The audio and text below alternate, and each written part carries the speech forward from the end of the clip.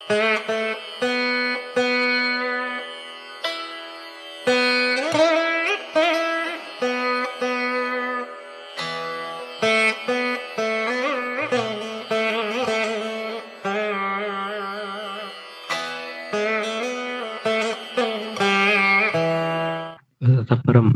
Doctor Srinivas वर्यः अर्थशास्त्रं स्वीकृत्य विशिष्य अर्थपुरुषार्थं स्वीकृत्य तत्र स्वविषयम् उपस्थापयिष्यन्ति। श्रीगुरुभ्यो नमः। तत्र धर्मार्थित्वेन पुरुषार्थसिद्ध्या कथं संवहनीयत्वस्य सिद्धिः नाम सस्टेनेबिलिटी इत्यस्य संवहनीयत्वम् इति शब्दः स्वीकृतः। तत्र आदौ सस्टेनेबिलिटी इति शब्दः नाम इदानीं यत् प्रसिद्धं तस्य किञ्चित् लक्षणं तैः निर्दिष्टं तत्र UN मध्ये तत्र निर्दिष्टं meeting the needs of the present without compromising the ability of future generations to meet their own needs इति नाम तस्य अभिप्रायः कः इत्युक्तौ भाविवंश्यानाम् उपयोगार्हतायाः नाशं विना प्रकृते विद्यमानानां विषयाणाम् उपयोगित्वम् इति तस्य अभिप्रायः। तत्र तदाश्रित्य सस्टेनेबल डेवलपमेंट गोल्स इति तैः निर्दिश्यते। 17 संख्याकानि लक्ष्याणि तैः। सस्टेनेबिलिटी इत्यस्य मया गृहीत अर्थः अविच्छेदेन दृढं धारणम् एव। अत एव मया लक्षणम् उक्तं। नाम तेषां मनसि सस्टेनेबिलिटी नाम किम् इत्युक्तौ इदं तेषां मनसि सस्टेनेबिलिटी इति एव धारणम् इति अर्थः उक्तः। सत्यम्। अविच्छेदेन यद् दृढं धारणं तदेव सस्टेन एव। किन्तु तेषां दृष्ट्या सस्टेनेबिलिटी इति यत्र क्वापि यदि प्रयुज्यते तस्य मूलं तु इदं लक्षणं भवति। तदाश्रित्यैव तैः लक्ष्याणि निर्दिष्टानि विद्यन्ते। 17 संख्याकानि लक्ष्याणि निर्दिष्टानि विद्यन्ते। यत्किञ्चित् क्रियते चेदपि तत्र कीदृशं लक्ष्यम् उपलक्ष्य अस्माभिः कार्यं क्रियते इति संदर्शनं नाम तद् दर्शनीयं भवति। तत्र संवहनीयत्वं नाम विद्यमानस्य तथैव धारणं कृत्वा अग्रिम नाम भाविवंश्येभ्यः तत् एवं धारणमिति अस्ति नास्ति इति न उच्यते किन्तु तस्य इतोपि किञ्चित् स्फुटं तत्र लक्षणं तैः तत् यत् कृतं तदुक्तम् एवं भाविनां कृते उपयोगाय एवं एवं एवं तदर्थमेव इति एवं नाम स्वस्यापि उपयोगः भवेत् भविष्यति अपि तस्य उपयोगः यथा तेषां नाशः सुतरां न भवेत् इति अभिप्रायः। ग्रन्थेषु आधार इत्यस्य सस्टैनर् इति लिखामः किल तत्र एव किन्तु तत्र कदाचित् नाशस्यापि आधारः स भवति सः न भवेत् इति अभिप्रायः अत्र तथा अस्ति। तत्र किञ्चित् समाजमुद्दिश्य किञ्चित् तत्र कानिचन लक्ष्याणि विद्यन्ते यथा तत्र decent work and economic growth इति उच्यते। नाम सर्वेभ्यः अपि किञ्चित् कार्यं कर्तुं भवेत् तत्र आर्थिक नाम अभिवृद्धिरपि भवेत्। रेड्यूस्ड इनइक्वालिटीस् इति किञ्चित् नाम समता इति यदुच्यते सर्वेभ्यः सर्वं कर्तुं तत्र योग्यता अपेक्षते। अनन्तरं सस्टेनेबल सिटीस् एंड कम्युनिटीस् नाम तत्र यत्र क्वापि जनानां स्थितिर्भवति तत् सम्यक् भवेत्। तत्र जलं नास्ति इति कृत्वा अन्यत्र गच्छन्ति इत्यादिकं यथा न भवेत् तथा कर्तव्यमिति। Piece justice and strong institutions इत्यादिकं नाम शान्तिर्भवेत् इत्यादिकं सौमनस्यं भवेत् इत्यादिकं। Piece justice and strong institutions इति कानिचन लक्ष्याणि। इदं सर्वं यदि मनसि संस्थाप्य चिन्त्यते तर्हि तत्र अर्थशास्त्रे आन्वीक्षकी त्रयी वार्ता दण्डनीतिश्च विद्याः इति चतस्रः विद्याः उपदिष्टाः। नाम सर्वेभ्यः सर्वैः विद्याः किमर्थमित्युक्तौ उपयोगितया त्रिवर्गस्य साधनत्वेन चतस्रः एव अपेक्षन्ते इति तत्र अभिप्रायः इति। तत्र त्रय्याः तत्र प्रयोजनं तु उच्यते। एष त्रयी धर्मः स्वधर्मव्यवस्थापनात् वर्णानाम् आश्रमाणाञ्च स्वधर्मव्यवस्थापनात् औपकारिकः इति निर्दिष्टम्। नाम वर्णिनाम् आश्रमिणाञ्च यत् स्वधर्मव्यवस्थापनात् नाम विशेषधर्मनियमनात् उपकारं करोति त्रयी धर्मः इति उच्यते।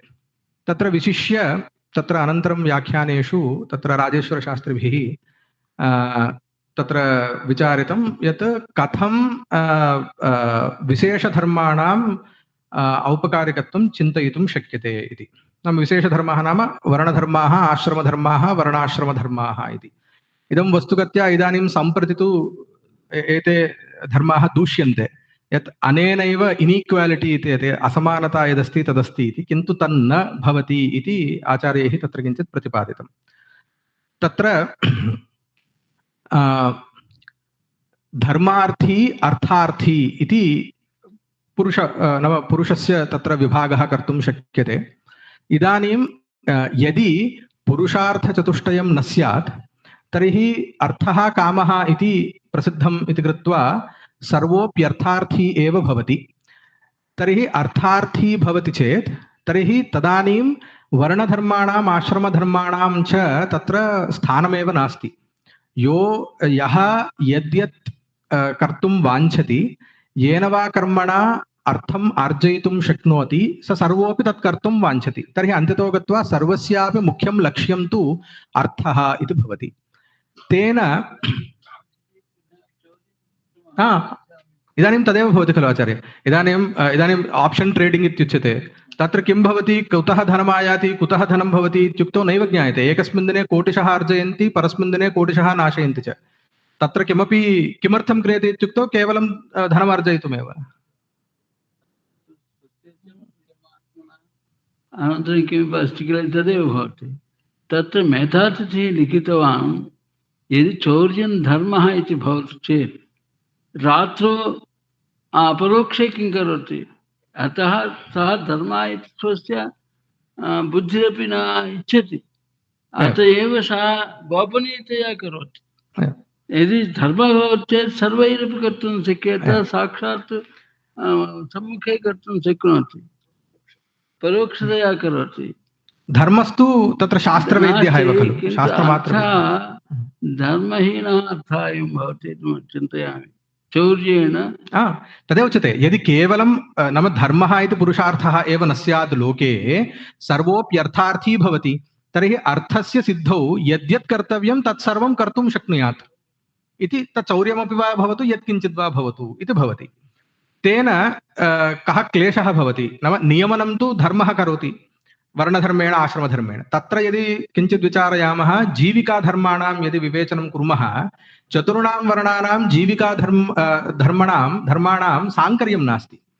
अध्यापनं, याजनम् अथवा प्रतिग्रहः इति केवलं ब्राह्मणस्यैव इति कृत्वा क्षत्रियविक्षूद्राणां तु भिन्नाः एव जीविकाधर्माः इति कृत्वा तत्र कुत्रापि साङ्कर्यं नास्ति, येन तत्र विरोधः जायेत।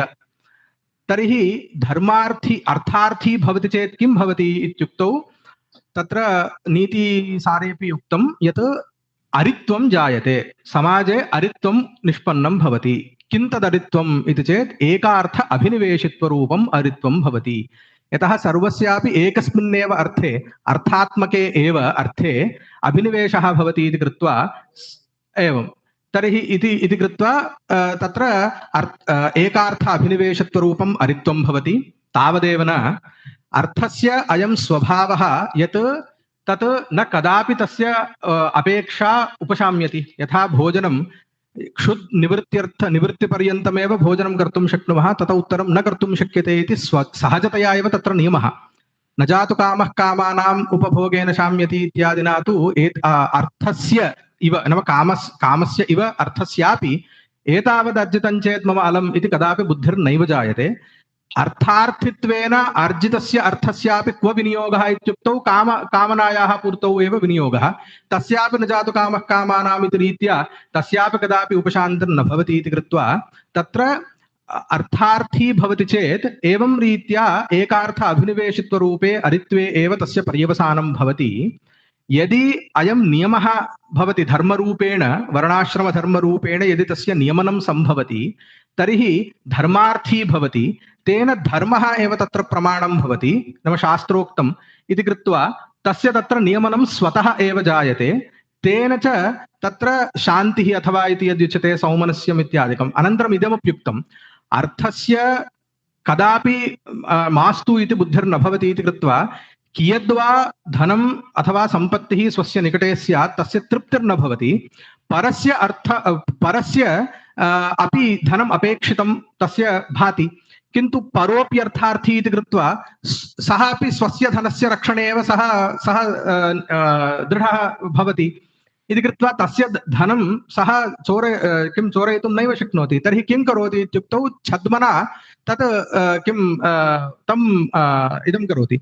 तेन किं भवति इत्युक्तौ मैत्र्याः हानिर्भवति, समाजे मैत्र्याः हानिर्भवति, यस्य मूलं विश्वासः तत् सर्वमपि नष्टं भवति इति कृत्वा परस्परं शङ्कायुक्ताः एव जनाः भवन्ति इति कृत्वा न कस्याप्युपरि विश्वासो जायते, तेन च कोलाहलः तत्र समाजे भवति इत्यतः त्रयी धर्मः यः अस्ति सः एवं रूपेण नियमनेन वर्ण आश्रम धर्म रूपेण स्वतः एव नियमनं कुर्वन् तत्र समाजे शान्तिम् अनन्तरं सौमनस्यं विश्वासादिकं च तत्र उपस्थापयति इति तत्र तैः प्रतिपादितं। तर्हि अनेन यदिदानीं यद् SDG गोल्स् इत्यादिकं यदुच्यते वस्तुगत्या चिन्त्यमाने एवं रीत्या चिन्त्यमाने सोशियोलाजिकल् यदि दृष्टिकोणात् यदि चिन्त्यते तर्हि तत्र वस्तुगत्या क्लेशः नास्ति इति तत्र